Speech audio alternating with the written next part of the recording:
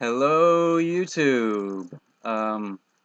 Hey, everybody. Yeah, it's March 17th, so I'll start this video off by saying this. Happy St. Patrick's Day to everybody, right? It's not that big of a deal here in Taiwan, but St. Patrick's Day, whether they celebrate it or not, today is March 17th. And yeah, I didn't wear green today. Whatever. I didn't have any green clothes that were clean.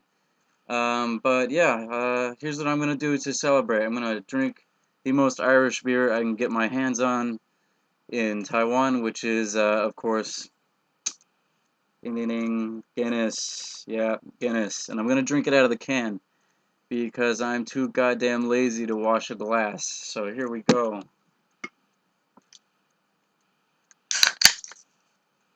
Woo! I am so glad that did not fizz all over my computer. Woohoo! That would have been bad.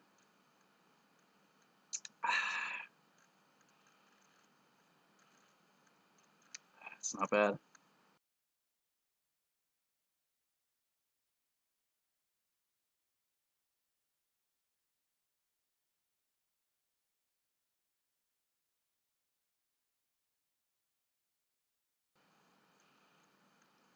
It's like drinking bread.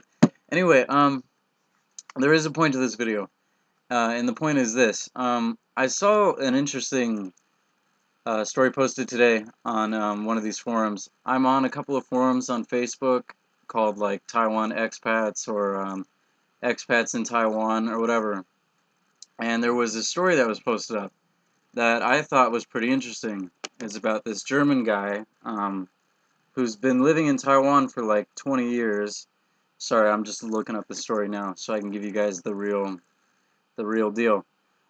Um, yeah, so I'll just read you guys the story real quick. It won't take that long. Just to get the ball rolling on this whole subject. So here we go. Foreigner friendly question. Taiwan might have some ways to go.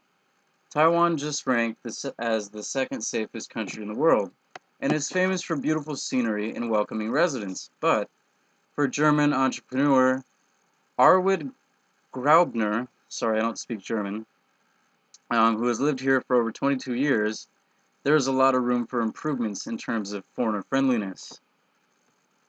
Arvid Graubner came to Taiwan in 1993.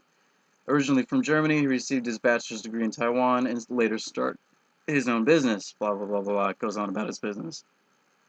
I don't give a shit. Anyway, blah, blah, blah, blah, blah. He starts his own business. And he goes on to say, even though I've been here for all of this time, there's still this kind of this feeling that he's not being accepted, that he's still being shut out, and that there's this kind of what he calls just racism, right?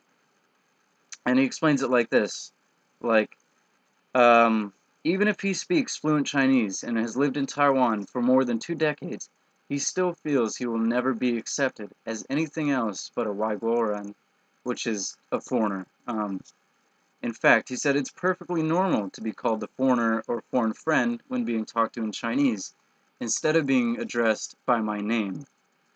And oftentimes there's other instances that he goes into. He goes, often on the MRT, the only empty seat is the one next to mine.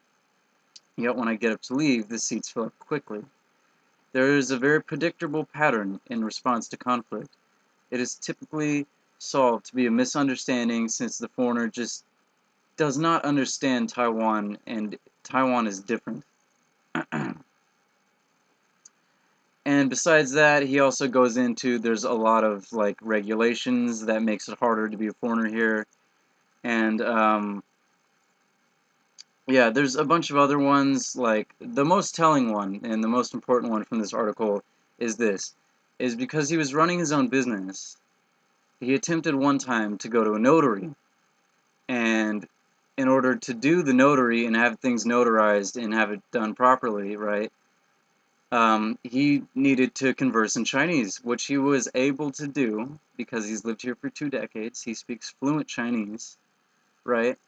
But when he went to this notary and he tried to conduct business in Chinese, the notary just blew him off and conducted the whole thing in Taiwanese, which is a completely separate language, right? And is not, you know, like mutually understandable between the two. They are separate languages. And when he requested the guy to, like, hey, can you stop speaking in Taiwanese and let's do this in Chinese because that's all I'm able to do. I can't speak Taiwanese. The guy just laughed him off and continued speaking in Taiwanese, right? And that, I mean, I agree with the guy. If that actually did happen to him, that's incredibly rude, right? That, like, he obviously made a lot of effort, you know, to learn Chinese and all that and to conduct business in Chinese, right? And the guy's just, like, blowing him off. And there's no excuse like, oh, maybe the old man, you know, he doesn't know Chinese, he only knows Taiwanese. That's, in this day and age, that's not a possibility. Like, everybody on this island can speak Mandarin Chinese, right? Passable Mandarin Chinese, right? I just don't believe it. Anyway, so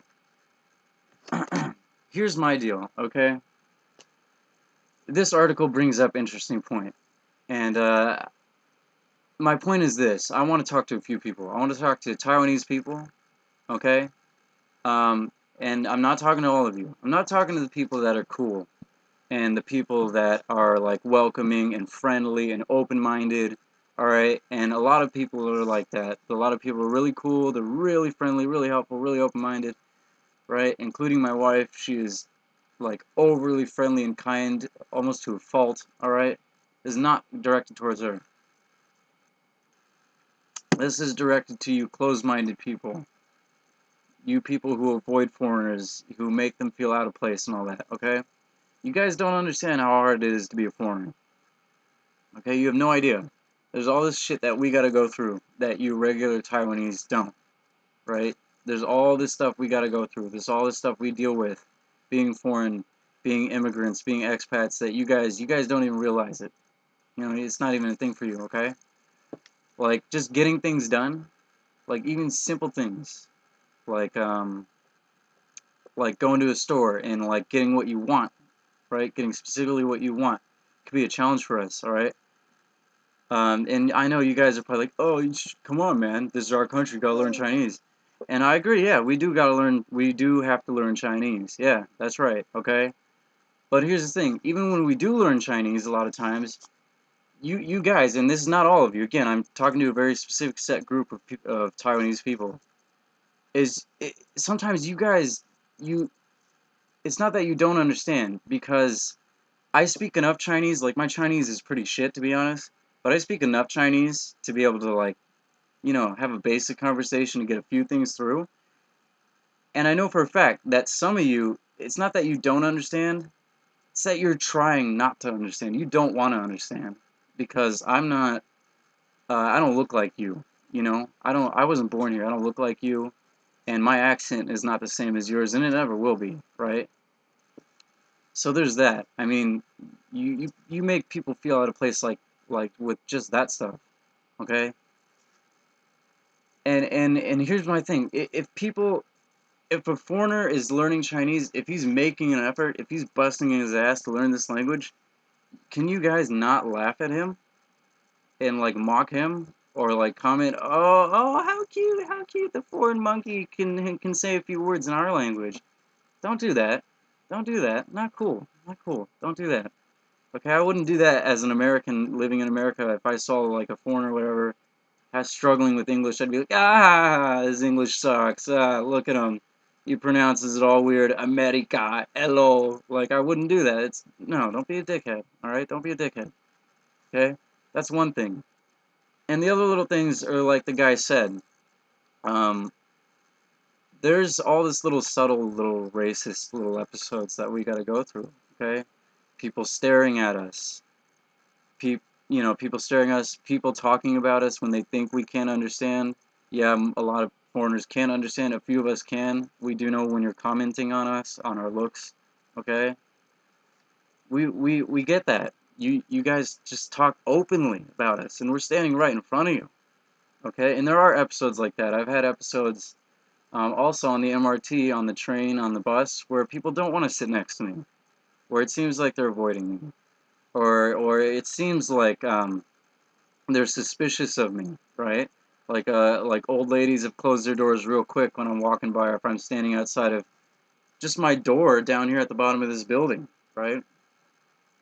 All these little subtle little things that are not that big of a deal in the big grand scheme of things, but they're there. And over time they can build up and they can make you feel like shit. So there's that. And then there's the institutional stuff. I mean, for us to get things done here, to open a bank account, to pay bills, right, all this other stuff, it's hard for us, at least at first. It's really hard for us. We got to jump through a lot of hoops and everything. And one thing I want to say in particular that's really hard is, and that's really unfair, is the whole citizenship thing. I mean, just for instance, my son, okay, be, because he was born here, right, and he was automatically Taiwanese at birth, he can be a dual citizen, and he is a dual citizen, all right? And Taiwan allows that. They allow dual citizenship. But here's the thing. You can start as a Taiwanese and then later become something else and be a dual citizen, but it doesn't go the other way.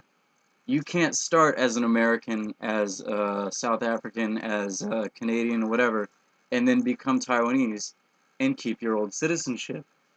If you want to become Taiwanese, if you want to become an ROC citizen, they make you forfeit your citizenship, your original citizenship, and they want you only to be, an ROC citizen. They want you only to be Taiwanese, only to have one loyalty, right? And that's unfair, in my opinion. It really is.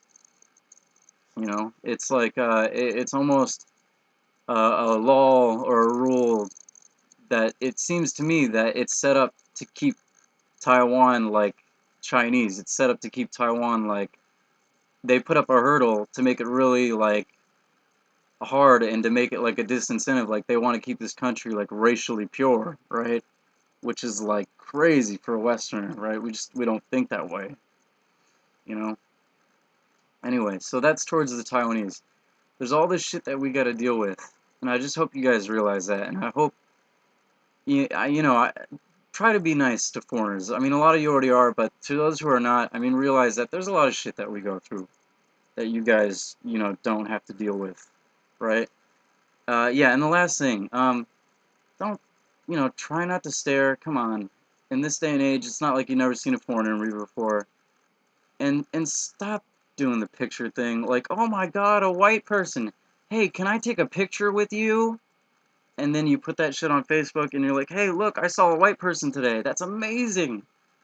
We're not animals in the zoo. I'm not a rhino or a hippopotamus, okay? You don't need to take pictures of random people of other races and post that shit up online. Don't do that. We're not animals in the zoo. No, I don't want random people taking my picture and then posting it up like, oh, what a novelty. A white person. Someone who's not Taiwanese. Oh, wow. We don't do that in America. It's ridiculous. It seems ridiculous to us. Right? I would never do that. I would never see one of you Taiwanese people in America and go, oh my god, an Asian. Oh, God, looks like Jackie Chan. Hey, Jackie Chan, come here. Take a picture with me. Come on, come here, Jackie Chan. Right? Come here, Asian. Come here, Chink. Take a picture with me, and then I'll post that shit up online. Look, I saw a Chink today. That's amazing. Would never do that. That shit's ridiculous. Don't do that. Please, don't do that. Okay? It's weird, dude. Totally weird. Okay? Alright, anyway. That's end of part one. That's the part I want to direct towards, to you, the Taiwanese people who are not already open, who are not open-minded, who are not already cool, who are not understanding of foreigners. Okay, the ones who make it hard for us. That's who I'm talking to. Okay?